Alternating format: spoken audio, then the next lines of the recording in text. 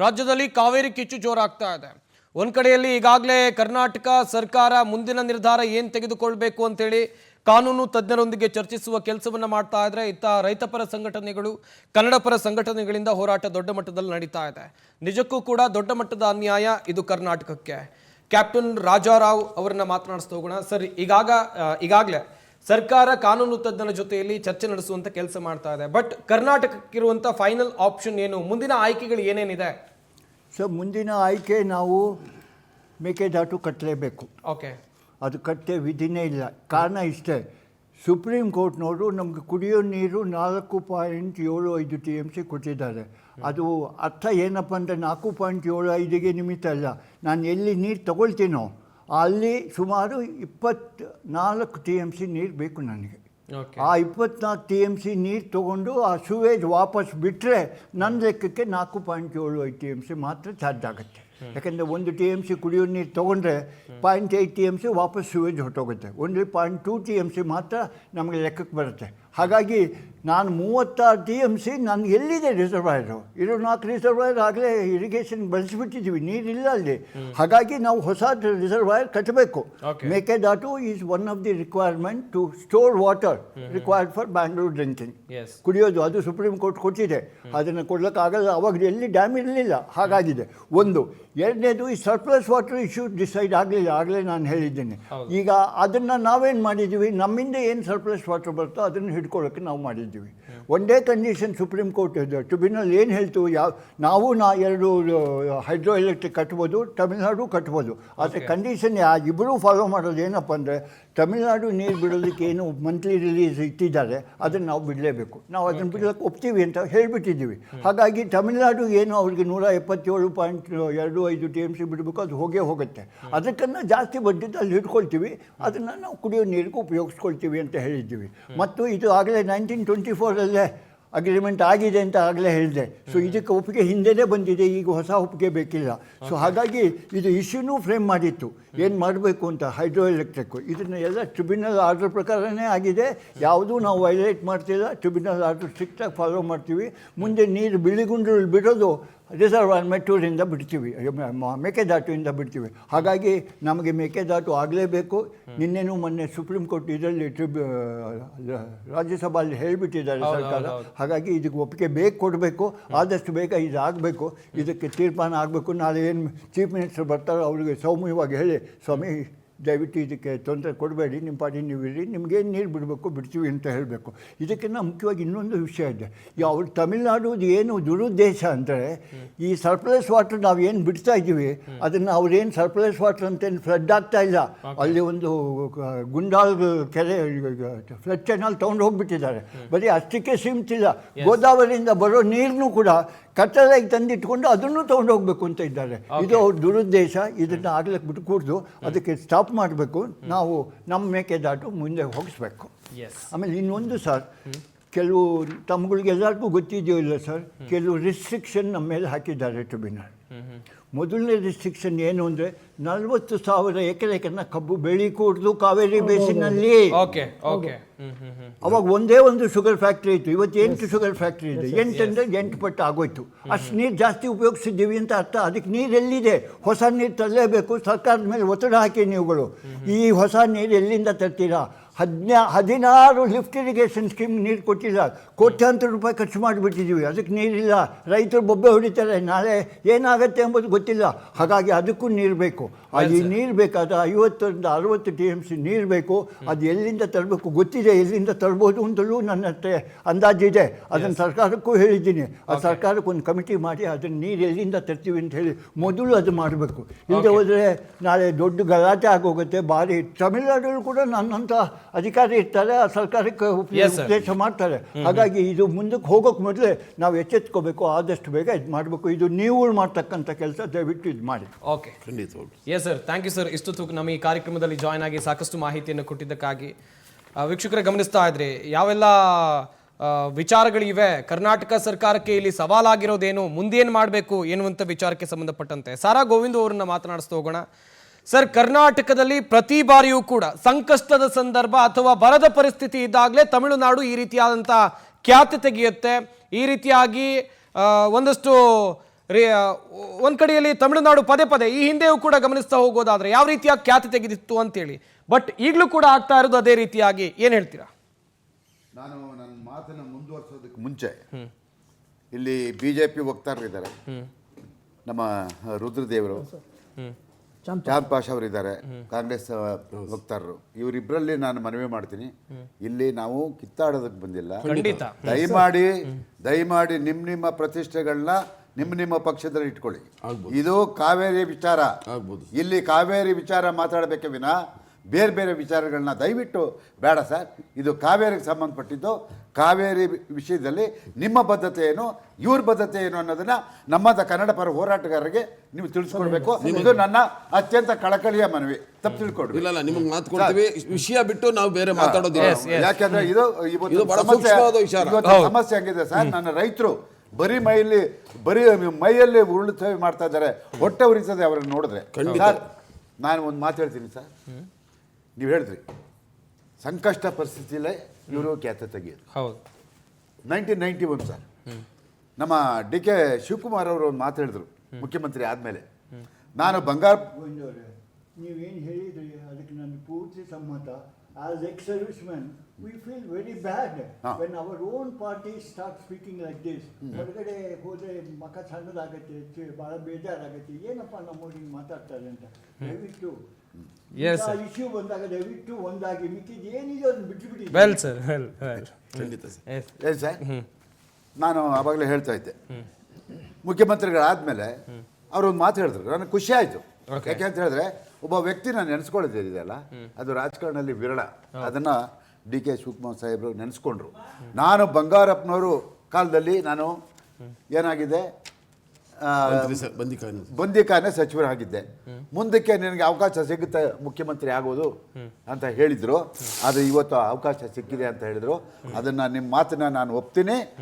ಆದರೆ ಒಂದು ಮಾತು ಹೇಳೋದಕ್ಕೆ ಇಷ್ಟಪಡ್ತೀನಿ, ದಯಮಾಡಿ 1991 ಅದನ್ನು ನಾನು ಜ್ಞಾಪಿಸ್ತೀನಿ ನಮ್ಮ ಮುಖ್ಯಮಂತ್ರಿಗಳಿಗೆ. 1991 ನವೆಂಬರ್ 11ನೇ ತಾರೀಕು ಸರ್, ನನ್ನ ಜೀವನ ಪರ್ಯಂತ ಆ ದಿನನ ನಾನು ಮರೆಯೋಕ್ಕೆ ಸಾಧ್ಯ ಇಲ್ಲ. ಓಕೆ, ನಾನು ಚಿದಾನಂದಮೂರ್ತಿ, CH ಹನುಮಂತರಾಯ್ ಅವರು, ಯಾವುದೋ ಇದು ನಮ್ಮ ಕನ್ನಡ ಕ್ರೈಸ್ತ ಇದರಲ್ಲಿ ಪ್ರಾರ್ಥನೆ ಕನ್ನಡದಲ್ಲಿ ಆಗಬೇಕು ಅಂತ ಒಂದು ದೊಡ್ಡ ಹೋರಾಟ ನಡೀತಾ ಇತ್ತು. 4 ಗಂಟೆಗೆ ಒಂದು ತೀರ್ಪು ಬರುತ್ತೆ. ಓಕೆ, ಸುಪ್ರೀಂ ಕೋರ್ಟ್ ಯಾವುದನ್ನೂ ಗಮನಿಸ್ತೇನೆ, ಯಾವುದೇ ತನಿಖೆಯನ್ನು ಮಾಡಿಸ್ತೇನೆ, ಏನೂ ಮಾಡಿಸ್ತೇನೆ, ಯಥಾವತ್ತಾಗಿ ಕಾವೇರಿ ನದಿ ನೀರನ್ನು ಬಿಡಿ ಅಂತ ಹೇಳಿದ್ರು. ಅಲ್ಲೋರು ಕಲಾಲು ಆಗೋಯ್ತು.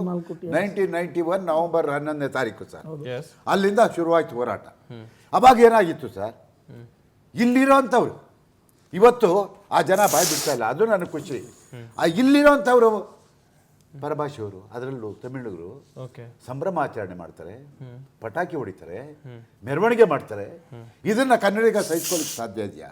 ಅವತ್ತು ಎದ್ರು ಕನ್ನಡಿಗರು ಬೆಂಗಳೂರಲ್ಲಿ, ನಾವು ಸತ್ತಿಲ್ಲ ಬದುಕಿದೀವಿ ಅಂತ. ಸರ್ ಅವತ್ತು ರಣರಂಗ ಆಗೋಯ್ತು ಬೆಂಗಳೂರು ನಗರ ಸರ್. 26 ಜನ ಪೊಲೀಸ್ನವ್ರಿಗೆ ಗುಂಡೇಟು ಬಲಿಯಾದ್ರು ಸರ್.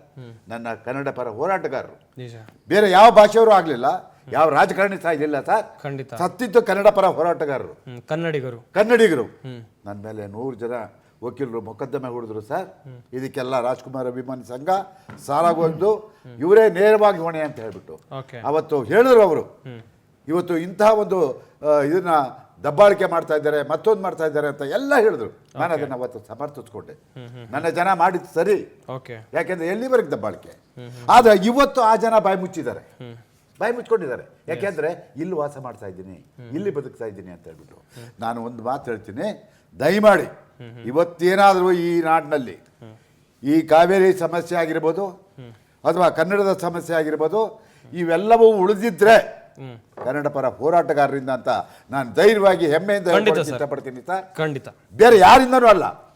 ಇವತ್ತು ಈ ಭಾಷೆ ಬೆಂಗಳೂರು ನಗರದಲ್ಲಿ ಅದು ಒಂದು ನನಗೆ ಅವತ್ತು ಬಂಗಾರಪ್ಪನವರು ಸರ್ 1991 ನಾವು ಹೋದೋ, ನಾನು ವಾಟಾಳ್ ನಾಗರಾಜು ಕನ್ನಡ ಪರ ಹೋರಾಟಗಾರರು ಬಂಗಾರಪ್ಪನವ್ರಿಗೆ ಹೇಳ್ದೋ, ಸರ್ ಇವತ್ತು ದೇವರಾಜ ಅರಸು ಕೆಂಗಲ್ ಹನುಮಂತವ್ರನ್ನ ನೆನೆಸ್ಕೋತಾರೆ ಸರ್, ದಯಮಾಡಿ ಇವತ್ತು ನೀರು ಬಿಡಬೇಡಿ ಸರ್, ಬರಗಾಲ ಬಿಡಬೇಡಿ, ನೀವೊಂದು ಸುಗ್ರೀವಾಜ್ಞೆ ಹೊರಡಿಸಿ ಬಿಡಲ್ಲ ಅಂತ ಹೇಳಿದ್ರಿ ಅಂತ ಹೇಳಿದ್ರೆ ಒಂದೇ ಮಾತು ಹೇಳಿದ್ರು ಸರ್, ನೀವೆಲ್ಲ ಬಂದು ಕೇಳ್ತಾ ಇದ್ದೀರಾ, ನನಗೆ ಅಧಿಕಾರ ಮುಖ್ಯ ಅಲ್ಲ ರೀ, ನೀವು ಹೇಳ್ದಂಗೆ ನಾನು ಸುಗ್ರೀವಾಜ್ಞೆ ಹೊರಡಿಸ್ತೀನಿ ಅಂದರು ಹೊರಡಿಸಿದ್ರು ಸರ್, ಓಕೆ, ಬಿಡಲಿಲ್ಲ ನೀರು. ಎಸ್, ಹಾಗಾಗಿ ದಯಮಾಡಿ ನಮಗೆ ನಾವಂತೂ ನಿತ್ಯ ನಿರಂತರವಾಗಿ ಈ ಒಂದು ಸಮಸ್ಯೆಗಳ ಬಗ್ಗೆ ನಾವೇನು ರಾಜಕೀಯಕ್ಕೆ ಪ್ರವೇಶ ಮಾಡಿಲ್ಲ, ಮತ್ತೊಂದಿಲ್ಲ ಮಗದೊಂದಿಲ್ಲ, ಏನು ಕೇಳಿಲ್ಲ.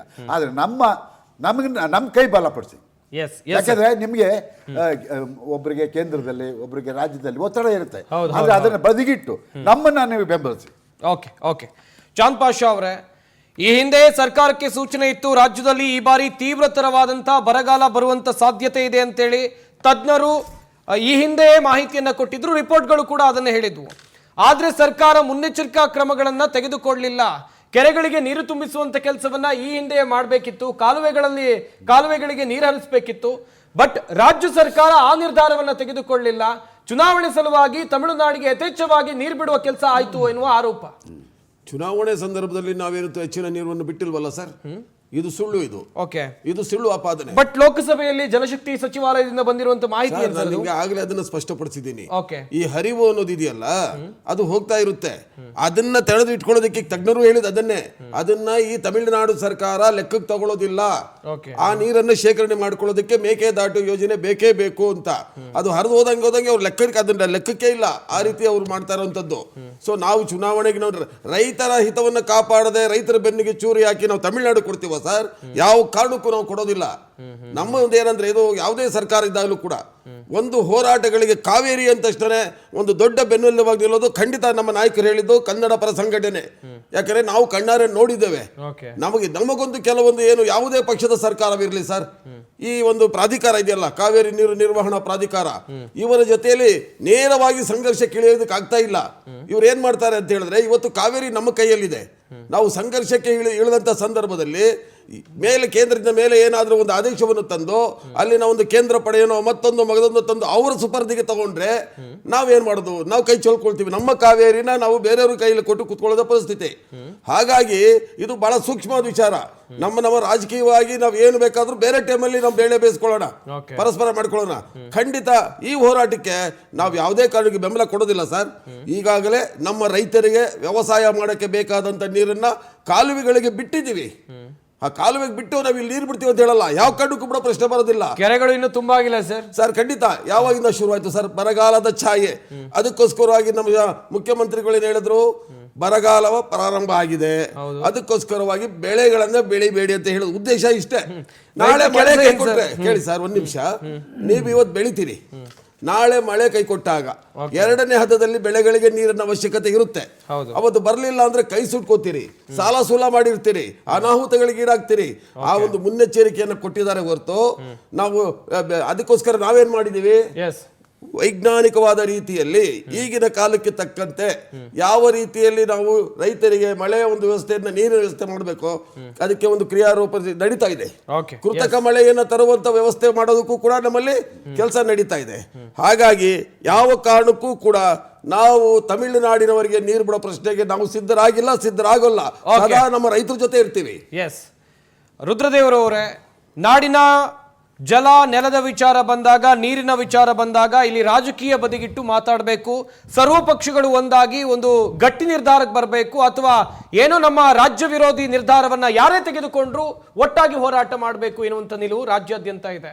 ಬಟ್ ಈ ಸರ್ವ ಪಕ್ಷದ ಸಭೆ ಆದ್ರೆ ನಿಮ್ಮ ಪಾರ್ಟಿಯವರು ಒಪ್ತೀರಾ? ನೋಡಿ ಸರ್, ಈ ಗೋವಿಂದ್ ಸಾಹೇಬ್ರು ಹೇಳಿದ್ರು, ಕಾವೇರಿ ನದಿ ಪ್ರಾಂತ್ಯದ ರೈತರನ್ನು ಉಳಿಸ್ಕೊಳ್ಳಿಕ್ಕೆ ಸಂಬಂಧಪಟ್ಟಂತ ಕುಡಿಯೋ ನೀರಿನ ವಿಚಾರದಲ್ಲಿ ರಾಜಕಾರಣ ಭಾರತೀಯ ಜನತಾ ಪಾರ್ಟಿ ಮಾಡೋದಿಲ್ಲ. ಇದಕ್ಕೊಂದು ಉದಾಹರಣೆ ಅವಾಗೆ ನಾನು ಹೇಳಿದೆ. ರೈತರ ಸಂಕಷ್ಟ ತಾವು ಹೇಳಿದ್ರಿ, ಈಗ ಮಾಧ್ಯಮದ ಮುಂದೆ ಸಾಹೇಬ್ರು ಚಾಂದ್ ಪಾಷಾ ಅವ್ರಿಗೆ ಮಾತಾಡಿದ್ರಿ, ಈ ಹಿಂದೆ ಬರಗಾಲ ಬರ್ತಾ ಇದೆ, 46% ಮಳೆ ಕೊರತೆ ಆಗ್ತಾ ಇದೆ ಅಂತೇಳಿ ಮಾಧ್ಯಮಗಳಲ್ಲಿ, ಟಿವಿಗಳಲ್ಲಿ, ಪತ್ರಿಕೆಗಳಲ್ಲೆಲ್ಲ ಬಂತು. ರಾಜ್ಯದ ಮುಖ್ಯಮಂತ್ರಿಗಳು ಏನ್ ಮಾಡಿದ್ರು, ಅದ್ರ ವಿಚಾರವಾಗಿ ಗಮನ ತಗೊಂಡ್ರ? ಸನ್ಮಾನ್ಯ ಸಚಿವರು ರಾಮಲಿಂಗ ರೆಡ್ಡಿ ಅವರು ನನಗೆ ಖಾತೆ ಬೇಡ ಅಂತೇಳಿ ಅವರಲ್ಲಿ ಅವಿಶ್ವಾಸ ಇದ್ದಂತ ಅವ್ರಿಗೆ ಖಾತೆ ಕೊಟ್ರಿ. ನೀವು ಆ ಖಾತೆ ಬಗೆಹರಿಸೋದ್ರಲ್ಲೇ ಕಾಲ ಕಳೆದ್ಬಿಟ್ರಿ ರಾಜ್ಯದ ಮುಖ್ಯಮಂತ್ರಿಗಳು. ಆದ್ರೆ ಅವ್ರು ಏನ್ ಮಾಡ್ಬೇಕಾಗಿತ್ತು, CWRC ಮತ್ತೆ CWMA ಏನಿದೆ ಟೀಮ್, ಆ ಟೀಮ್ನ ಕರ್ಕೊಂಡು ಬಂದು ಪ್ರಯತ್ನ ಮಾಡಿ ಕರ್ಕೊಂಡು ಬಂದು ಇಲ್ಲಿ ನಿಜವಾದಂತ ನಮ್ಮ ಸಾಹೇಬ್ರು ಹೇಳ್ದಂಗೆ ಅದನ್ನ ನೈಜ ವರದಿ ಕೊಡೋದ್ರಲ್ಲಿ ಸನ್ಮಾನ್ಯ ರಾಮಲಿಂಗ ರೆಡ್ಡಿ ಅವರು ವಿಫಲವಾಗಿದ್ದಾರೆ. ಜೊತೆಗೆ ರೈತರ ಬಗ್ಗೆ ಬೇಜವಾಬ್ದಾರಿ ಹೊಂದಿರತಕ್ಕಂತ ಬರೀ ತಮ್ಮ ಕುರ್ಚಿ ಉಳಿಸ್ಕೊಂಡು ಮಂತ್ರಿಮಂಡಲ ವಿಸ್ತರಣೆ ಒಳಗಡೆ ಈ ಒಂದು ಬರದ ಸಂದರ್ಭದಲ್ಲಿ ಮುಖ್ಯಮಂತ್ರಿಗಳು ಬೇಜವಾಬ್ದಾರಿ ನಡೆದಿರೋದ್ರಿಂದ ಸನ್ಮಾನ್ಯ ಮುಖ್ಯಮಂತ್ರಿಗಳು ರಾಮಲಿಂಗ ರೆಡ್ಡಿ ಈ ಒಂದು ರೈತರ ಹಿತ ಕಾಯಲು ವಿಫಲವಾಗಿದ್ದಾರೆ. ಈ 10 ಜಿಲ್ಲೆಗಳು ಏನು ಬರ್ತದೆ ಇಲ್ಲಿ ಜನಗಳಿಗೆ ನೀರು ಕೊಡೋದಲ್ಲಿ ವಿಫಲವಾಗಿರ್ತಾರೆ. ಅವರು ಮುಖ್ಯಮಂತ್ರಿ ಸ್ಥಾನಕ್ಕೆ ಮತ್ತು ಇವರು ತಮ್ಮ ನೀರಾವರಿ ಸಚಿವರ ಸ್ಥಾನಕ್ಕೆ ರಾಜೀನಾಮೆ ಕೊಡಬೇಕು. ರೈತರ ಹಿತ ಕಾಯಲಿಕ್ಕೆ ಆಗದೆ ಇದ್ಮೇಲೆ ನಮ್ಮ ನೀರು ನಮ್ಗೆ ಇಲ್ಲದೆ ಇರತಕ್ಕಂಥ ವಿಚಾರ ಬಂದಂಥ ಸಂದರ್ಭದಲ್ಲಿ ನೀವು ಈಗಾಗಲೇ ನೀವು ಮೇಕೆದಾಟು ಯೋಜನೆಯಿಂದನೇ ನೀವು ಕುರ್ಚಿ ಅಧಿಕಾರಕ್ಕೆ ಬಂದಂಥವ್ರು ರೈತರ ಹಿತ ಮಾಡ್ತಿದ್ದೀರಿ. ನೀವು ಮೇಕೆದಾಟು ಕಟ್ತೀನಿ ಅಂದರೆ ಸುಪ್ರೀಂ ಕೋರ್ಟ್ ಸುಮಾರು ವರ್ಷಗಳಿಂದನೇ ನಿಮಗೆ ಗ್ರೀನ್ ಸಿಗ್ನಲ್ ಕೊಟ್ಟಿದೆ. ಮೊನ್ನೆ ಕೂಡ ನಿಮ್ಮನ್ನ ತಡೆದಿಲ್ಲ. ಇಂಥದ್ರಲ್ಲೂ ರೈತರನ್ನ ಬಳಸ್ಕೊಂಡು ಅಧಿಕಾರ ಈಗ ಹೇಳಿದ್ರಿ ತಮಿಳ್ನಾಡಿನಿಂದ ಮುಖ್ಯಮಂತ್ರಿ ಕರೆಸ್ತಾ ಇದ್ದಾರೆ ಅಂತ. ಅಂದ್ರೆ ನಾನು ಹೊಡೆದಂಗೆ ನೀನು ಹತ್ತಂಗ್ ಮಾಡು ಅನ್ನೋದು ಕರೆಸ್ತಾ ಇದ್ದೀರಾ? ಕರೆಸ್ತಾ ಇಲ್ಲ, ಅವ್ರು ಬರ್ತೀರಿ ಸಂತೋಷ ಬರ್ಲಿ. ಬರುವ ಅತಿಥಿಯನ್ನ ಬೇಡ ಅಂತ ಹೇಳೋದು ನಮ್ಮ ಕನ್ನಡಿಗರ ನಾವು ಕೂಡ ಭಾರತೀಯ ಜನತಾ ಪಾರ್ಟಿ ರಾಜ್ಯಾಧ್ಯಕ್ಷರು ಉತ್ಸುಕವಾಗಿ ಅದರಲ್ಲಿ ಏನು ಶಾಂತಿಯುತವಾಗಿ ನಮ್ಮ ನೀರನ್ನ ಉಳಿಸ್ಕೋಬೇಕು ಅನ್ನೋ ನಿಟ್ಟಿನಲ್ಲಿ ಸಂಪೂರ್ಣವಾಗಿ ಭಾರತೀಯ ಜನತಾ ಪಾರ್ಟಿ ಜೊತೆಯಲ್ಲಿರುತ್ತೆ. ಆದ್ರೆ ನಾನು ಹೇಳೋದು ಇಷ್ಟೇನೆ, ಇವರು ತಮಿಳುನಾಡಿನ ಮುಖ್ಯಮಂತ್ರಿಗಳು ಕಾಂಗ್ರೆಸ್ ಪಕ್ಷದ ಅಂಗಭಾಗ, ಅವ್ರನ್ನ ಸಂಪೂರ್ಣವಾಗಿ ಮನವೊಲಿಕೆ ಮಾಡತಕ್ಕಂತ ಶಕ್ತಿ ಸನ್ಮಾನ್ಯ ಮುಖ್ಯಮಂತ್ರಿಗಳಿಗಿದೆ. ಅವರು ಹೆಚ್ಚು ಗಮನ ಹರಿಸಿ ಮಾಡಲಿ. ಭಾರತೀಯ ಜನತಾ ಪಾರ್ಟಿ ರಾಜ್ಯಾಧ್ಯಕ್ಷರು ಚಿಂತನೆ ಮಾಡಿ ಅವರಿಗೆ ಸಂಬಂಧಪಟ್ಟಂತೆ ಯಾವ ಲೆಕ್ಕಾಚಾರದಲ್ಲಿ ಅವರಿಗೆ ತೀರ್ಮಾನಗಳು ಕೊಡಬೇಕು, ರಾಜ್ಯದ ರೈತರನ್ನ ಮತ್ತೆ ಕಾವೇರಿ ಕೊಳದ ವ್ಯಾಪ್ತಿಯಲ್ಲಿರ್ತಕ್ಕಂಥವ್ರನ್ನ ನೀರು ಉಳಿಸ್ಕೊಳ್ಳಿಕ್ಕೆ ಏನು ಪ್ರಯತ್ನ ಮಾಡಬೇಕು ರಾಜ್ಯಾಧ್ಯಕ್ಷರು ನಿರ್ಣಯ ಮಾಡ್ತಾರೆ. ಓಕೆ ಸಾರಾ ಗೋವಿಂದ ಸರ್, ನಮ್ಮ ರಾಜ್ಯದಲ್ಲಿ ಬೆಳೆಯೋದು ಕೇವಲ 2 ಬೆಳೆ, ಆದ್ರೆ ತಮಿಳುನಾಡಿನಲ್ಲಿ 3 ಬೆಳೆ ಬೆಳೀತಾರೆ. ತಾಂಜಾವೂರು ವ್ಯಾಪ್ತಿಯಲ್ಲಿ ಈಗ ನೀರು ಹೋಗ್ತಾ ಇರೋದು ಭತ್ತದ ಕುರುವೈ ಬೆಳೆಗೆ ಅಂತೇಳಿ, ಅಲ್ಲಿ ಕುರುವೈ, ಸಾಂಬಾ, ತಲಾದಿ ಅಂತೇಳಿ 3 ಬೆಳೆಗಳನ್ನ ಬೆಳೀತಾ ಇದ್ದಾರೆ. ಆದ್ರೆ ನಾನು ಆರಂಭದಲ್ಲೂ ಕೂಡ ಹೇಳಿದೆ, ನಮಗಿಲ್ಲಿ ಕುಡಿಯೋಕ್ ನೀರಿಲ್ಲ, ಬೆಂಗಳೂರು ಸಂಕಷ್ಟದಲ್ಲಿದೆ, ಸಿಲಿಕಾನ್ ಸಿಟಿ ಎನ್ನುವಂತ ಬೆಂಗಳೂರು, ಮೈಸೂರು, ಮಂಡ್ಯ ಇವೆಲ್ಲವೂ ಕೂಡ ಆಧರಿಸಿರೋದು ಕಾವೇರಿ ನದಿಯನ್ನ ಮಾತ್ರ. ಇಲ್ಲೇ ನೀರಿಲ್ಲದ ಸಂದರ್ಭದಲ್ಲಿ ಅಲ್ಲಿಗೆ ಬಿಡೋದು ಸರ್? ನೋಡಿ, ನವೆಂಬರ್, ಡಿಸೆಂಬರ್, ಸೆಪ್ಟೆಂಬರ್ ಬಂತು ಅಂದರೆ ನಮಗಿದೇ ಸಮಸ್ಯೆ. ಖಂಡಿತ. ಯಾವುದದು? 3ನೇ ಬೆಳೆ. ಹೌದು, 3ನೇ ಬೆಳೆಗೆ ಯಾವತ್ತು ನೋಡಿ ನಾವು 2 ಬೆಳೆ ಬೆಳಿತೀವಿ. ಕಾವೇರಿ ನದಿ ಎಲ್ಲಿ ಹುಟ್ಟೋದು ಸರ್? ಅದರ ಮೇಲೆ ನಮಗೆ ನಿಯಂತ್ರಣ ಇಲ್ವಾ? ನಮ್ಗೆ ಅಧಿಕಾರ ಇಲ್ವಾ? ಖಂಡಿತ. ಕಾವೇರಿ ನದಿ ಕರ್ನಾಟಕದಲ್ಲಿ ಹುಟ್ಟಿ ನೀವು ನಮ್ಮ ಮೇಲೆ ನೀವು ದಬ್ಬಾಳಿಕೆ ಮಾಡ್ತಿರಲ್ಲ. ನಾವು ಕೊಡ್ತಾ ಇರೋದು ನಿಮಗೆ ವಿಶ್ವಾಸದಿಂದ ಹರಿದು ಹೋಗ್ತಾ ಇರೋ ನೀರನ್ನ ನಾವು ತಡ್ಕೊಳಕ್ಕಾಗಲ್ಲ. ಆದರೆ ಇಷ್ಟೇ ಕೊಡಿ, ಇಷ್ಟೇ ಮಾಡಿ. ಯಾರಪ್ಪನ ಮನೆ ಆಸ್ತಿ ಇದು ಕಾವೇರಿ ನದಿ? ನಿಜ. ಕಾವೇರಿ ಇಲ್ಲಿ ಹುಟ್ಟಿ ಹರಿಯೋದ್ರ ಮೇಲೆ ನಮ್ಗೆ ಹಕ್ಕಿದೆ. ನಿಮಗಿನ್ನ 100 ಪಾಲು ನಮ್ಗೆ ಹಕ್ಕಿದೆ.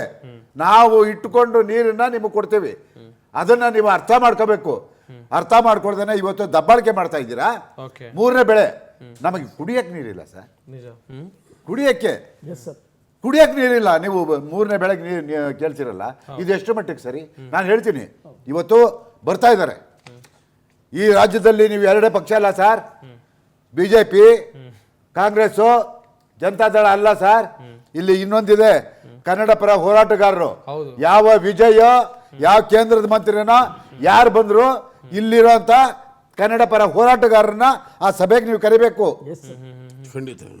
ಆ ಸಭೆಗೆ ನೀವು ನಮ್ಮನ್ನು ಆಹ್ವಾನ ಮಾಡಬೇಕು.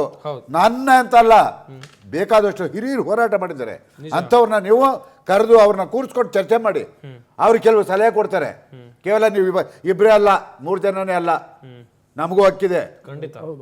ಆ ಕೆಲಸ ಮಾಡಬೇಕಾಗಿರೋದು ಅವ್ರ ಧರ್ಮ. ಮಾಡ್ತಾರೆ ಅನ್ನೋ ನಂಬಿಕೆ ನನಗಿದೆ. ಯಾಕೆ ಅಂತ ಹೇಳಿದ್ರೆ ಮುಖ್ಯಮಂತ್ರಿ ಅವತ್ತೇನು ಆ ಒಂದು ಪಾದಯಾತ್ರೆ ಮಾಡಿದ್ರು ಮೇಕೆದಾಟು ವಿಚಾರದಲ್ಲಿ, ನಾನು ಸಂಪೂರ್ಣವಾಗಿ ಅವ್ರ ಜೊತೆ ಇದ್ದೆ. ಯಾಕೆ ಅಂತ ಹೇಳಿದ್ರೆ ಆ ನಂಬಿಕೆ ನನಗಿದೆ. ಮುಖ್ಯಮಂತ್ರಿ ಮೇಲೆ ನನಗೆ ನಂಬಿಕೆ ಇದೆ, ಇವತ್ತು ನಂಬಿಕೆ ಇದೆ. ದಯಮಾಡಿ ಆ ಒಂದು ನೀರನ್ನು ಬಿಡಲ್ಲ ಅನ್ನೋ ಒಂದು ನಿರ್ಧಾರಕ್ಕೆ ಬಂದರೆ ಇಡೀ ಕನ್ನಡಿಗರು ನಿಮ್ಮನ್ನು ಗೌರವಿಸ್ತಾರೆ. ಇಡೀ ರಾಜ್ಯ, ಇಡೀ ರೈತ ಬಾಂಧವರು. ಸರ್, ನಮಗೆ ಎಷ್ಟು ಕಡೆ ಸಹಿಸೋದು ಸರ್? ಒಂದು ಕಡೆ ಉತ್ತರ ಕರ್ನಾಟಕದ ಜನ ಮಹದಾಯಿ, ಹೌದು, ಆ ಮಹದಾಯಿ ಯೋಜನೆಗೆ ಸರ್ ಹಾಹಾಕಾರ. ಅದು ಕುಡಿಯೋ ನೀರು ಸರ್. ಹೇಳಿದ್ರು ಕೇಂದ್ರ ಸರ್ಕಾರ, ನಮ್ಮ ಗೋವಾ ಸರ್ಕಾರದವ್ರನ್ನ ಕರೆಸ್ತೀವಿ, ಮಾತುಕತೆ ಆಡ್ತೀವಿ, ಅದರ ಸಮಸ್ಯೆನ ಬಗೆಹರಿಸ್ತೀವಿ ಅಂತ. ನೋಡಿ, ಮೊನ್ನೆ ಕೋರ್ಟಲ್ಲಿ ಅದಕ್ಕೆ ಹಿನ್ನಡೆ ಆಗಿದೆ. ಕೋರ್ಟ್ನಲ್ಲಿ ನಮ್ಗೆ ಹಿನ್ನಡೆ ಆಗಿದೆ ಅಲ್ವಾ ಸರ್? ಇದಾಯ್ತು. ಮತ್ತೊಂದು, ಈಗ ನಾವು ಈ ಕಾವೇರಿ ವಿಚಾರಕ್ಕೆ ಬಂದಾಗ ಸರ್, ಯಾರು ಯಾವುದೇ ಹೇಳಲಿ ಸರ್, ಯಾವತ್ತು ಸಮಸ್ಯೆ ಬಗೆಹರಿದೆ ಯಾವಾಗ ಅಂದರೆ ಸೌಹಾರ್ದತೆಯಿಂದ ಕೂತ್ಕೊಂಡು ಪರಿಸ್ಥಿತಿಯನ್ನು ನೋಡಿ ಅರ್ಥ ಮಾಡಿಕೊಂಡು ಒಬ್ರಿಗೊಬ್ರು ವಿಶ್ವಾಸದಿಂದ ಅರ್ಥ ಮಾಡಿಕೊಂಡು ನೀವು ಬನ್ನಿ. ನೋಡಿ, ಇವತ್ತು ರಾಮಲಿಂಗಾರೆಡ್ಡಿ ಅವರು ಹೇಳಿದ್ದಾರೆ, ಪಾಪ ಇನ್ನೂ ಬಂದು ಒಂದು ವಾರ 15 ದಿನ ಆಗಿಲ್ಲ ಅವರು ರಾಮಲಿಂಗಾರೆಡ್ಡಿ ಖಾತೆ ತಗೊಂಡು ಇರಲಿ. ಅವರು ಹೇಳಿದ್ದಾರೆ ಇವತ್ತು ಅವರು ಬಂದರೆ ನಾವು ಅವ್ರನ್ನ ಅಲ್ಲಿಗೆ ಕರ್ಕೊಂಡು ಹೋಗ್ತೀವಿ. ಓಕೆ, ಎಲ್ಲಿಗೆ KRSಗೋ ಕಬಿನಿಗೋ ಹಾರಂಗಿಗೋ ಕರ್ಕೊಂಡೋಗಿ ತೋರಿಸಿ ಅವರಿಗೆ ಮನವರಿಕೆ ಮಾಡ್ತೀವಿ ಅಂದಿದ್ದಾರೆ. ಅದನ್ನು ಮಾಡಲಿ, ಎಸ್, ಅದು ಅವ್ರಿಗೂ ಗೊತ್ತಾಗುತ್ತೆ. Okay okay okay. Chand Pasha ಅವರೇ, ಕಾವೇರಿ ವಿಚಾರ ಬಂದಾಗ ಕನ್ನಡ ಪರ ಸಂಘಟನೆಯ ಕಾರ್ಯಕರ್ತರು ಅದೆಷ್ಟೋ ಕನ್ನಡಿಗರು ಬೀದಿಗಿಳಿದು ಹೋರಾಟವನ್ನ ಮಾಡಿದ್ದಾರೆ, ಪೊಲೀಸರ ಲಾಠಿ ಏಟುಗಳನ್ನ ತಿಂದಿದ್ದಾರೆ. ಸರ್ ಕೂಡ ಆಗ ಹೇಳ್ತಾ ಇದ್ರು ಗುಂಡೇಟಿಗೆ ಬಲಿಯಾದವರು ಕೂಡ ಇದ್ದಾರೆ ಅಂತೇಳಿ. ಈಗ ಒಂದು ಸರ್ಕಾರದ ಉತ್ತಮ ನಡೆ ಅಂತ ಹೇಳಿದ್ರೆ 2 ರಾಜ್ಯಗಳ ಮುಖ್ಯಮಂತ್ರಿಗಳು ಕೂತು ಮಾತಾಡಿ ಇದ್ರ ಬಗ್ಗೆ ನಿರ್ಧಾರವನ್ನ ತೆಗೆದುಕೊಳ್ಳೋದು. 3ನೇ ತಾರೀಕಿಗೆ ಆಗಸ್ಟ್ 3ಕ್ಕೆ ವಿಜಯ್ ಬರ್ತಾ ಇದ್ದಾರೆ, ಕೂತ್ ಮಾತಾಡಿ ಚರ್ಚೆಯನ್ನ ಮಾಡಿದ್ರೆ ಒಳ್ಳೆಯ ನಿರ್ಧಾರ. ಬಟ್ ಈ ಸಭೆಗೆ ಕನ್ನಡ ಪರ ಸಂಘಟನೆಯವರು ಕರೆಸ್ತೀರಾ ಹೇಗೆ ಸರ್? ಇದನ್ನ ನಮ್ಮ ಪಕ್ಷದ ನಮ್ಮ ನಾಯಕರುಗಳಿಗೆ ನಾವು ಈ ಸಂದೇಶವನ್ನು ಕೊಡ್ತೀವಿ ಸರ್. ಓಕೆ, ಕೊಟ್ಬಿಟ್ಟು ಇದು ಭಾಳ ಒಳ್ಳೆಯದು, ಇದನ್ನು ಮಾಡಿದ್ರೆ ಅಂತಲೂ ನಾವು ಅವ್ರ ಗಮನಕ್ಕೆ ತರ್ತೀವಿ. ನಮ್ಮ ಮಾಧ್ಯಮದ ಅಧ್ಯಕ್ಷರಾದಂಥ ರಮೇಶ್ ಬಾಬು ಏನಿದ್ದಾರೆ ಅವರ ಗಮನಕ್ಕೆ ನಾನು ಇವತ್ತೇ ತರ್ತೇನೆ ಈ ವಿಚಾರವನ್ನು. ಯಾಕಂದರೆ ನಮಗೆ ಕನ್ನಡ ಪರ ಹೋರಾಟಗಾರರಿಲ್ಲದರೆ ಕಾವೇರಿಗೆ ನಾವು ಹೋರಾಟ ಮಾಡಲಿಕ್ಕೆ ಆಗೋದಿಲ್ಲ ಅನ್ನೋ ಒಂದು ಸತ್ಯನೂ ಕೂಡ ನಮಗೆ ಗೊತ್ತಿದೆ. ಯಾಕಂದರೆ ಅವರು ನೆಲ ಜಲ ಈ ಭಾಷೆಗೋಸ್ಕರವಾಗಿ ನಿರಂತರವಾಗಿ ಹೋರಾಟ ಮಾಡ್ತಿರುವಂಥ ಜನ. ನಾವು ಸಣ್ಣ ವಯಸ್ಸಿಂದನೂ ನೋಡ್ಕೊಂಡು ಬರ್ತಾ ಇದ್ದೀವಿ. ನಮ್ಮ ಅದೃಷ್ಟ, ಇದನ್ನು ನಾವು ನಮ್ಮ ಇವ್ರಿಗೆ ತಿಳಿಸ್ತೇವೆ ಸರ್. ಇಲ್ಲಿ ಮತ್ತೊಂದು ವಿಚಾರ ನನಗೆ ಬೇಸರ ತರಿಸುವಂಥ ವಿಚಾರ, ಇದು ರಾಜಕೀಯವಾಗಿ ನಾನು ಹೇಳ್ತಾ ಇಲ್ಲ. ತಮಿಳುನಾಡು ಒಂದು ಕಡೆ ಹೇಳುತ್ತೆ ಕಳೆದ 30 ವರ್ಷಗಳಿಗಿಂತ ಕಡಿಮೆ ಮಳೆ ಇದು ನೀರು ಬಂದಿದೆ. ಕಳೆದ 30 ವರ್ಷಗಳಿಂದ ಕರ್ನಾಟಕಕ್ಕೆ ಬಂದಿರೋದು 99 TMC ನೀರನ್ನು ಬದಲಾಗಿ 37 TMC ನೀರು ಮಾತ್ರ ಅಂತ ಹೇಳುತ್ತೆ. ಆದರೂ ನಮಗೆ ನೀರು ಬಿಡಿ ಅನ್ನುತ್ತೆ. ಇದೆಂತ ದುರಂತ, ಅದು ಕೂಡ ನಮ್ಗೆ ಅರ್ಥ ಆಗುತ್ತೆ. ಅವ್ರಿಗೆ ಗೊತ್ತಿದೆ ಇದೊಂಥರ ಚೇಷ್ಟೆ. ನೀವೇನ ಮಾಡ್ಕೊಳ್ರಿ, ನಾವು ಉಪಯೋಗಿಸ್ತೀವೋ ಇಲ್ಲ ಸಮುದ್ರನೇ 100% ಸಮುದ್ರ ಪಾಲಾಗ್ತಿರೋ ನೀರು. ಸಮುದ್ರಕ್ಕೆ ಹೋಗ್ತಾ ಇದೆ ಅಲ್ಲ, ಇಂಥ ಸಂದರ್ಭದಲ್ಲಿ ಪಕ್ಷ ಭೇದ ಮರೆತು ನನ್ನ ಪಕ್ಷವನ್ನು ಸೇರಿಸಿ ನಮ್ಮ ಲೋಕಸಭಾ ಸದಸ್ಯರಿಗೆ ಏನಾಗಿದೆ, ತಮಿಳುನಾಡಿನ MP ಗಳು ನೋಡಿ, ಅವರಿಗೆ ಹಿಂದಿ ಭಾಷೆಯ ಮೇಲೆ ಹಿಡಿತಾ ಇಲ್ಲ, ಅವರದೇ ಭಾಷೆಯಲ್ಲಿ ಕಿರ್ಚಾಡ್ತಾರೆ, ಕೂಗಾಡ್ತಾರೆ, ಕೇಂದ್ರದ ಮೇಲೆ ಒತ್ತಡ ಹಾಕ್ತಾರೆ. ನಮ್ಮಲ್ಲಿ ಯಾರು ಸಾರ್ ಬಾಯ್ಬಿಟ್ಟಿದ್ದಾರೆ? ನಿಮ್ಮ ಪಕ್ಷದ MP ಗಳು ಇದ್ದಾರೆ. ನಮ್ಮನ್ನು ಸೇರಿಸಿದ ಪ್ರಾರಂಭದಲ್ಲೇ ಹೇಳಿದ್ದೀನಿ. ಹಾಗಾಗಿ ದಯಮಾಡಿ ಈ ವಿಚಾರದಲ್ಲಿ ರಾಜಕೀಯವನ್ನು ಬದಿಗಿಟ್ಟು ಕೇಂದ್ರದ ಮೇಲೆ ಒತ್ತಡ ಹಾಕಿ, ನಮ್ಮ ಹಕ್ಕು, ನಾವೇನು ಭಿಕ್ಷೆ ಬೇಡ್ತಾ ಇಲ್ಲ. ನಾಯಕರು ಹೇಳಿದಾಗೆ ನಮ್ಮಲ್ಲಿ ಹುಟ್ಟಿದ ನಮ್ಮ ತಾಯಿ ಕಾವೇರಿ, ನಾವು ಕೊಡ್ತಾ ಇರೋದು ನಿಮಗೆ ಸಹೋದರ ಒಂದು ಬಾಂಧವ್ಯದಿಂದ, ಅದನ್ನ ನಮ್ಮ ಮೇಲೆ ಒತ್ತಡ ಹಾಕ್ಬೇಡಿ ಅಂತ ಹೇಳಿ. ಆಮೇಲೆ ಈ ಸಂದರ್ಭದಲ್ಲಿ ಒಂದು ಮಾತಂತ ಹೇಳಲೇಬೇಕು ಸರ್, ಮೇಕೆದಾಟು ಬೇಕೇ ಬೇಕು. ನಮಗೆ ಕುಡಿಯೋ ನೀರಿಗಂತೂ ಬೇಕೇ ಬೇಕು. ಅದಕ್ಕೆ ನಮ್ಮಲ್ಲಿ ಕ್ರಿಯಾಶೀಲ ಯೋಜನೆ ಕೂಡ ತಯಾರಾಗಿದೆ. ಇದು ಬಂದು ಹೋದ್ಮೇಲೆ ಆತ ಒಪ್ತಾನೋ ಬಿಡ್ತಾನೋ ಅವಶ್ಯಕತೆ ಇಲ್ಲ ಅಂತ ಹೇಳಿದ ಒಂದೇ ಹೇಳ್ತೀನಿ. ಕೇಂದ್ರದಲ್ಲಿರುವಂತ ಕೈಗಾರಿಕಾ ಸಚಿವರು ಒಂದು ಮಾತು ಹೇಳಿದ್ರು, ಗೆದ್ದ 1 ತಿಂಗಳಲ್ಲಿ ನಾನು ನಿಮಗೆ ಪರ್ಮಿಷನ್ ಕೊಡಿಸ್ತೀನಿ ಅಂತ. ಏನ್ ಸರ್, ಏನ್ ಕೊಡಿಸಿದ್ರಾ ಕುಮಾರಸ್ವಾಮಿ ಅವರು? ಅದಕ್ಕೆ ರಾಜಕೀಯವನ್ನು ಬದಿಗಿಟ್ಬಿಡೋಣ, ಎಲ್ಲರೂ ಒಗ್ಗಟ್ಟಾಗಿ ಹೋಗೋಣ, ನಡೀರಿ, ನಮ್ಮ ರೈತರ ಜೊತೆ ನಿಲ್ಲೋಣ. ಏನಾಗುತ್ತೆ ಸರ್ ಹೆಚ್ಚು ಅಂದ್ರೆ ಅವರೇ ನಮ್ಗೆ ಆಶೀರ್ವಾದ ಮಾಡ್ತಾರೆ ರೈತರು. ನೆಕ್ಸ್ಟ್ ರುದ್ರದೇವರು ಅವರೇ, ಅವರು ಕೂಡ ಕಾಂಗ್ರೆಸ್ ವಕ್ತಾರರು ಕೂಡ ಹೇಳ್ತಾ ಇದ್ರು, ಲೋಕಸಭೆಯಲ್ಲಿ ಕರ್ನಾಟಕದಿಂದ ಆಯ್ಕೆಯಾದ ಬಿಜೆಪಿಯ ಸಂಸದರು ಕೂಡ ಇದ್ದಾರೆ. ಈ 3 ಟರ್ಮ್ಗಳಲ್ಲಿ ನೋಡೋಣ, ನಿಮ್ಮ ಸಂಸದರೇ ಜಾಸ್ತಿ ಇದ್ರು. ಬಟ್ ಈ ಕಾವೇರಿ ವಿಚಾರ ಬಂದಾಗ, ರಾಜ್ಯದ ನೀರಾವರಿ ವಿಚಾರ ಬಂದಾಗ ಧ್ವನಿ ಎತ್ತಲಿಲ್ಲ ಅವರು ಎನ್ನುವ ಆರೋಪ ಚುಟುಕಾಗಿ ಹೇಳ್ತಾ ಹೋಗೋದಾದ್ರೆ. ನೋಡಿ ಸರ್, ಈಗ ಅದಕ್ಕೆ ಸಂಬಂಧಪಟ್ಟಂತ ಶಸ್ತ್ರಾಸ್ತ್ರಗಳನ್ನ ತಗೊಂಡೋಗಿ ತರತಕ್ಕಂಥ ವಿಚಾರ ಅಲ್ಲ ಅದು. ಇಲ್ಲಿರ್ತಕ್ಕಂತಹ ಕಾವೇರಿ ಕೊಳದ ವ್ಯಾಪ್ತಿಯಲ್ಲಿರ್ತಕ್ಕಂತಹ ಕುಂದುಕೊರತೆಗಳ ಬಗ್ಗೆ, ಡ್ಯಾಮ್ನಲ್ಲಿ ನೀರಿಲ್ಲ ಅನ್ನತಕ್ಕಂಥ ವಿಚಾರ ಈ ಹಿಂದೆ ಚರ್ಚೆಗಳಿಗೆ ಬಂದಾಗಲೇ ಸನ್ಮಾನ್ಯ ಮುಖ್ಯಮಂತ್ರಿಗಳಿರ್ಬೋದು, ನೀರಾವರಿ ಸಚಿವರು ಇರ್ಬೋದು, ರಾಜ್ಯದಲ್ಲಿರೋರು ನೈಜ ವರದಿಯನ್ನ ಏನು ಕೊಡಬೇಕಾಗಿತ್ತು, ಯಾರು ತಗೊಂಡೋಗಿ ಪೆನ್ ಸಿಗ್ನೇಚರ್ ಯಾರು ಮಾಡಬೇಕು ಅವರೇ ಮಾಡಬೇಕು, ರೆಕಮೆಂಡ್ ಮಾಡೋದು ಬೇರೆಯವರು ಇರ್ಬೋದು. ಆದರೆ ಇವರು ಈ ಒಂದು ಸುಕೃತವಾದಂಥ ಪಟ್ಟಿ ತಯಾರು ಮಾಡಿ ಯಾರು ಗಮನ ಸೆಳಿಬೇಕು ಅಲ್ಲಿ ಸೆಳೆಯೋದ್ರಲ್ಲಿ ರಾಮಲಿಂಗಾರೆಡ್ಡಿ ಅವರು ಸಮೇತ ಮುಖ್ಯಮಂತ್ರಿಗಳು ವಿಫಲವಾಗಿದ್ದಾರೆ. ನಾವು ರಾಜಕಾರಣ ಮಾತಾಡ್ತಾ ಇಲ್ಲ ಇಲ್ಲಿ, ಆದ್ರೆ ಜವಾಬ್ದಾರಿ ಯಾರಿಗಿದೆ? ರಾಮಲಿಂಗಾರೆಡ್ಡಿ ಅವರು ಮಂತ್ರಿ ಅವ್ರು ಸಂಬಂಧಪಟ್ಟಂತೆ ಏನು ವರದಿ ಕೊಡಬೇಕಾಗಿತ್ತು ವರದಿ ಕೊಟ್ಟು ನಮ್ಮ ಲೋಕಸಭಾ ಸದಸ್ಯರನ್ನ, ಈಗೇನು ತಮಿಳುನಾಡಿನ ಮುಖ್ಯಮಂತ್ರಿಗಳ ಜೊತೆನಲ್ಲಿ ಸಂಧಾನ ಮಾಡಿ ಸಂಬಂಧಪಟ್ಟಂತ ನೈಜ ವರದಿ ಕೊಡಬೇಕು ಅನ್ನತಕ್ಕಂಥ ಚರ್ಚೆ ಏನಿದೆ, ಆ ಚರ್ಚೆಯನ್ನು ನಮ್ಮ ಲೋಕಸಭಾ ಸದಸ್ಯರು ಇರ್ಬೋದು, ನಿಮ್ಮ ಲೋಕಸಭಾ ಸದಸ್ಯರು ಇರ್ಬೋದು, ಇಂಡಿಪೆಂಡೆಂಟ್ ಗೆದ್ದಿರೋರು ಇರ್ಬೋದು, ಅವ್ರನ್ನೆಲ್ಲ ಒಂದು ಕೂಡ ಕಲೆ ಹಾಕಿ ಅವ್ರನ್ನ ಕರ್ಕೊಂಡೋಗಿ ಮಾಡ್ತಕ್ಕಂಥ ಕೆಲಸ ರಾಮಲಿಂಗ ರೆಡ್ಡಿ ಅವರು ಮುಖ್ಯಮಂತ್ರಿಗಳು ವಿಫಲವಾಗಿದ್ದಾರೆ ಅಂತ ನನ್ನ ವೈಯಕ್ತಿಕ ಭಾವನೆ. ಸರ್, ಕೊನೆಯ ಪ್ರತಿಕ್ರಿಯೆ ಸರ್. ಮುಂದಿನ ಹೋರಾಟ ಯಾವ ರೀತಿಯಾಗಿರುತ್ತೆ? ಒಂದ್ ಕಡೆಯಲ್ಲಿ ಇದರಲ್ಲಿ ಅನ್ಯಾಯ ಕರ್ನಾಟಕಕ್ಕೆ ಆಗಿದ್ದೆ ಆದಲ್ಲಿ ಏನ್ ಮಾಡ್ಬೋದು ಸರ್? ಏನ್ ಮಾಡ್ತೀರ ನೀವು? ಹೇಳ್ತಾ ಹೋಗೋದಾದ ಸರ್, ಇವತ್ತು ನಾಳೆ ನಾವು ಕಾದ್ ನೋಡ್ತೀವಿ ಸರ್. ಓಕೆ, ಇವರು ಮೇಲ್ಮನವಿಗೆ ಹೋಗ್ತಾರ ಅಥವಾ ಆ ಮೇಲ್ಮನವಿಲಿ ಏನಾಗುತ್ತೆ ನೋಡಿಕೊಂಡು ನಾವು ಕೂಡ ನಾಡಿದ್ದು ವುಡ್ಲ್ಯಾಂಡ್ಸ್ ಫೋರ್ಟ್ನಲ್ಲಿ ನಮ್ಮ ನಾಯಕರಾದಂಥ ವಾಟಾಳ್ ನಾಗರಾಜರವರ ನೇತೃತ್ವದಲ್ಲಿ ಕನ್ನಡ ಒಕ್ಕೂಟ ಇಡೀ ಕನ್ನಡ ಪರ ಸಂಘಟನೆಗಳ ಸಭೆಯನ್ನು ಕರೆದಿದ್ದೀವಿ ಸರ್. ಆ ಸಭೆಯಲ್ಲಿ ಚರ್ಚೆ ಆಗುತ್ತೆ. ಆ ಸಭೆಯಲ್ಲಿ ತೀರ್ಮಾನ ಮಾಡಿಕೊಂಡು ಮುಂದಿನ ದಿನಗಳಲ್ಲಿ ಯಾವ ರೀತಿ ಹೋರಾಟ ಮಾಡ್ತೀವಿ, ನಾವು ಕರ್ನಾಟಕ ಬಂದ್ಗೂ ಮುಂದೆ ಕರೆ ಕೊಡಬೇಕಾಗುತ್ತೆ, ಮಾಡೇ ಮಾಡ್ತೀವಿ. ಅದು 3ನೇ ತಾರೀಕು ನಾಡಿದ್ದು ಶುಕ್ರವಾರ ಅದು ಡಿಸೈಡ್ ಆಗುತ್ತೆ. ಅಲ್ಲಿವರೆಗೆ ಕಾದು ನೋಡಿ. ಚಾಂದ್ ಪಾಷ್ ಅವರ ಕ್ವಿಕ್ ರಿಯಾಕ್ಷನ್ ಸರ್. ಈಗ ನಾನೇನು ಹೇಳ್ತಾ ಇದ್ದೀನಿ, ನಾವು ಯಾವತ್ತು ರೈತರ ಪರ ಅಂತ ನಾವು ಹೇಳಿಬಿಟ್ಟಿದ್ದೀವಿ. ಈಗಾಗಲೇ ನಮ್ಮ ಮುಖ್ಯಮಂತ್ರಿಗಳು ನವದೆಹಲಿಯಲ್ಲಿರುವುದು ಕಾರಣ ಈಗಾಗಲೇ ಅಲ್ಲಿನ ದಕ್ಷ ವಕೀಲರನ್ನು ಮಾತಾಡಿ ನಾವು ಅದಕ್ಕೆ ಅಪೀಲ್ ಹೋಗೋದಕ್ಕೆ ಏನು ಬೇಕೋ ಅದನ್ನು ಇವತ್ತು ಮೀಟಿಂಗ್ ಮುಗಿಸಿದ್ದಾರೆ. ಏನು ಸರ್, ಎರಡನೇದೇನಂತ ಹೇಳಿದ್ರೆ, ಈ ನಮ್ಮ ಕೇಂದ್ರ ಸರ್ಕಾರಕ್ಕೆ ಒಂದು ರಿಕ್ವೆಸ್ಟ್. ಈಗ ನಮ್ಮ ಹೇಳಿದ್ರು ಇವರು ಫೇಲ್ ಆಗಿದ್ದೀವಿ ನಾವು ಅಂತ ಹೇಳಿದ್ರೆ, ಫೇಲ್ ಆಗಿದ್ರೆ ಆಯ್ತು ಒಪ್ಕೊಳ್ಳೋಣ, ಫೇಲ್ ಆಗಿದ್ರೆ ಆಗಿಲ್ಲ ಅಂತ ಹೇಳಿದ್ರೆ 3 ವರ್ಷಗಳಿಂದ ಅದಿಲ್ಲ ಇದಿಲ್ಲ ಅಂದರು. ಕೇಂದ್ರ ಸರ್ಕಾರ ಚುನಾವಣಾ ಸಂದರ್ಭದಲ್ಲಿ 2023 ಒಂದು ಯೋಜನೆ ತಂತು, ರಾಷ್ಟ್ರೀಯ ಯೋಜನೆ, ನ್ಯಾಷನಲ್ ಪ್ರಾಜೆಕ್ಟ್ ಅಂತ ಹೇಳಿ ಭದ್ರಾ ಮೇಲ್ದಂಡೆ ಕಾಲುವೆ ಜಲಾಶಯಕ್ಕೆ 5,300 ಕೋಟಿ ರೂಪಾಯಿ ಕೊಡ್ತೀನಿ ಅಂತ ದೊಡ್ಡದಾಗಿ ಎಲೆಕ್ಷನ್ ಟೈಮಲ್ಲಿ ಹೇಳಿದ್ರಲ್ಲ, 5 ಪೈಸಾ ಇವತ್ತಿಗೂ ಕೊಟ್ಟಿಲ್ಲ. ಇದು ಕೂಡ ಆಗಬಾರ್ದು, ಇದು ಕೂಡ ಸರಿ ಹೋಗ, ಅಲ್ಲೂ ಕೂಡ ರೈತರಿದ್ದಾರಲ್ಲ ಅನ್ನೋದು ಹೇಳಿ ನಾನು ಅದಕ್ಕೆ ಹೇಳುದು, ಇಲ್ಲಿ ರಾಜಕೀಯ ಬೇಡ. ಅದಕ್ಕೆ ನಾನು ಮಾತಾಡಿ ಅವ್ರು ಹೇಳಿದ್ದಲ್ಲ, ಅವ್ರು ಹೇಳಿದ್ದಕ್ಕೋಸ್ಕರ ಇದಂತ ಹೇಳೋದು ಅಷ್ಟೇ. ನಾವು ರೈತರ ಜೊತೆಯಲ್ಲಿ ನಮ್ಮ ಕಾಂಗ್ರೆಸ್ ಪಕ್ಷ ಸದಾ ನಿಲ್ಲುತ್ತೆ. ಕನ್ನಡ ಪರ ಹೋರಾಟಗಾರರ ಜೊತೆಯಲ್ಲಿ ನಾವು ಕೈ ಜೋಡಿಸ್ತೀವಿ. ಖಂಡಿತ. ಗಮನಿಸಿದ್ರೆ ವೀಕ್ಷಕರೇ, ಚರ್ಚೆಯಲ್ಲಿ ಸಾಕಷ್ಟು ವಿಚಾರಗಳ ಕುರಿತು ಚರ್ಚೆಯನ್ನು ಮಾಡಿದ್ವಿ. ಚರ್ಚಾ ಕಾರ್ಯಕ್ರಮದಲ್ಲಿ ಭಾಗಿಯಾದಂಥ ಎಲ್ಲ ಅತಿಥಿಗಳಿಗೂ ಕೂಡ ಧನ್ಯವಾದಗಳು. ಚರ್ಚೆಯಲ್ಲಿ ಭಾಗಿಯಾಗಿ ಸಾಕಷ್ಟು ಮಾಹಿತಿಯನ್ನು ಕೊಟ್ಟಿದ್ದಕ್ಕಾಗಿ. ವೀಕ್ಷಕರೇ, ಕಾವೇರಿ ವಿಚಾರ ಬಂದಾಗ, ಕನ್ನಡದ ನಾಡು ನುಡಿ ಜಲದ ವಿಚಾರ ಬಂದಾಗ ಎಲ್ಲರ ಒಗ್ಗಟ್ಟು ಪ್ರದರ್ಶನ ಇಲ್ಲಿ ಅನಿವಾರ್ಯತೆ ಇದೆ. ಈಗಾಗಲೇ ಕಾವೇರಿ ನೀರು ನಿಯಂತ್ರಣ ಸಮಿತಿ ಕೊಟ್ಟಿರುವಂಥ ಆದೇಶವನ್ನು ಪ್ರಶ್ನೆ ಮಾಡಿ ಕಾವೇರಿ ನೀರು ನಿರ್ವಹಣಾ ಪ್ರಾಧಿಕಾರದ ಮುಂದೆ ಹೋಗೋಕೆ ಸರ್ಕಾರ ನಿರ್ಧಾರವನ್ನು ಮಾಡಿಕೊಂಡಿದೆ. ಆದರೆ ತಮಿಳುನಾಡು ಮಾಡ್ತಾ ಇರೋದು ಇಲ್ಲಿ ಸರಿಯಾ? ಅವ್ರು ಬೆಳೀತಾ ಇರುವಂಥದ್ದು ಇದು ಮೂರನೇ ಬೆಳೆ, 2ನೇ ಬೆಳೆ. ವರ್ಷದಲ್ಲಿ 3 ಬೆಳೆಯನ್ನು ಬೆಳೀತಾರೆ, ಆದರೆ ಕರ್ನಾಟಕದಲ್ಲಿ ಬೆಳೆಯೋದು ಕೇವಲ 2 ಬೆಳೆ. ಕುರುವೈ, ಸಾಂಬಾ, ತಲಾದಿ ಎನ್ನುವಂಥ 3 ಬೆಳೆಗಳನ್ನು ತಮಿಳುನಾಡಿನಲ್ಲಿ ಬೆಳೀತಾರೆ. ಕುರುವೈ ಬೆಳೆಗೆ ಈಗ ನೀರನ್ನು ಕೇಳ್ತಾ ಇದ್ದಾರೆ. ಸದ್ಯ ಪ್ರಾಧಿಕಾರ ಅಥವಾ ಸಮಿತಿಯ ನಿರ್ಧಾರ ಏನಾಗಿದೆ ಎನ್ನುವಂಥದ್ದನ್ನು ಕೂಡ ನೀವು ಗಮನಿಸಿದ್ರಿ. ರಾಜ್ಯಾದ್ಯಂತ ದೊಡ್ಡ ಮಟ್ಟದ ಆಕ್ರೋಶ ವ್ಯಕ್ತವಾಗ್ತಾ ಇದೆ. ಯಾವುದೇ ಕಾರಣಕ್ಕೂ ಕಾವೇರಿಯ ವಿಚಾರದಲ್ಲಿ ಕನ್ನಡಿಗರಿಗೆ ಮೋಸ ಆಗಬಾರ್ದು, ಕನ್ನಡಿಗರಿಗೆ ಅನ್ಯಾಯ ಆಗಬಾರ್ದು. ಈ ಬಾರಿ ನಾವು ಕೇಳ್ತಾ ಇರೋದು ನಮ್ಮ ಕುಡಿಯೋಕೆ ನೀರು ಕೊಡಿ ಅಂತ ಅಷ್ಟೇ, ಕೃಷಿ ಮಾಡೋಕೆ ಕೇಳ್ತಾ ಇಲ್ಲ. ಹಾಗೆಯೇ ತಮಿಳುನಾಡಿನವರು ಕೂಡ ಈ ಪರಿಸ್ಥಿತಿಯನ್ನು ಅರ್ಥ ಮಾಡ್ಕೊಳ್ಬೇಕು. ತಮಿಳುನಾಡು ಸಿಎಂ ವಿಜಯ್ ಅವರು ಬರ್ತಾರೆ. ಮುಂದೆ ಯಾವ ನಿರ್ಧಾರಕ್ಕೆ ಸರ್ಕಾರ ಬರುತ್ತೆ ಅಂತೇಳಿ ಕಾದು ನೋಡಬೇಕಾಗಿದೆ.